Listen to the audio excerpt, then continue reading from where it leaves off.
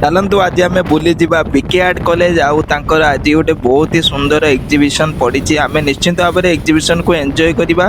Exhibition जावा पूर्व मुझे को यही जा रास्त किसी कहवाक चाहूँगी आपण को यही सीनेरी केमी लगुच मत निश्चिंत भाव में कमेंट जनइबे।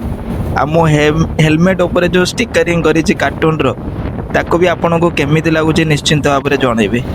आज पागटी बहुत ही बढ़िया अच्छी आपने देखिपे कैमेरार क्वालिटी भी बहुत बढ़ी जाइए जहाँफल कि जितकी भी जहाँ भी इमेज आम क्या कैमेरा अनुसार कैप्चर करुँ बहुत ही क्वालिटी बढ़िया आईटा कौटी पहुँची जाइचु बरमुंडा पाखापाखि हेलुणी सीआरपी बोधे यहाँ सीआरपी क्रॉस करके आमको जबार अच्छी Khandagiri fast Khandagiri U turn मारू खंडगिरी यू टर्न मार सारापर आम सीधा जीवा फास्ट लेन छाड़ी सेकेंड लेन रे पशिले आम बीके आर्ट कॉलेज रास्ता को पशिबा। तो आपण मैंने भी टिके एंजॉय करंतु आम राइडिंग को आपण केमिति लागुची वीडियोर क्वालिटी निश्चिंत भाव में कमेंट जनइबे। एबे आम अच्छु बीके आर्ट कॉलेज रास्ता रे आपण मैंने देखि पड़थिबे।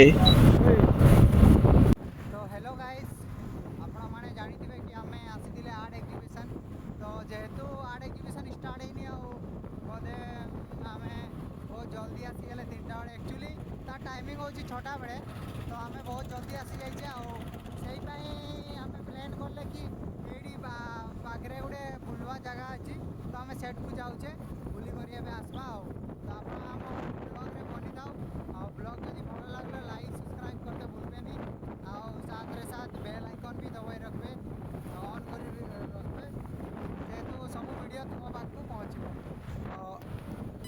ये हूँ धनराज जी कि मो सहित आज बुली आसला art exhibition BK art college को किंतु आम पूरा स्कैम रे पड़गलु। तो जेहेतु टाइम बहुत ही आहरी आमको 6टा पर्यंत वेट करार आम भाविलु एत समय आम कौन करूँ ताठू बेटर आम खंडगिरी केव बुलिकी पलि आसवा।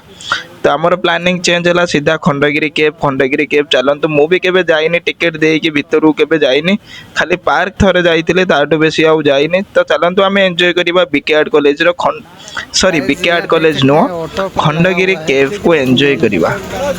आपण मानक संध्या बेले मु निश्चित भाव में देखी बीके आर्ट कॉलेज आउ तार जो एग्जीबिशन तांकर जो पड़ी सेटा निश्चित भाव में आपण मानक देखी आपण मानक मु आशा रखी सेटा बहुत ही बढ़िया लगे कंपाइन मु तार जो एडवर्टाइजमेंट देखुली बहुत ही सुंदर लगुला मते। तो मु भी बहुत एक्साइटेड रे बहुत जल्दी पळेली किंतु जल्दी आसीबार कारण आ परिणत माने तार परिणाम रे या ही हमको फेस करिया पड़ला।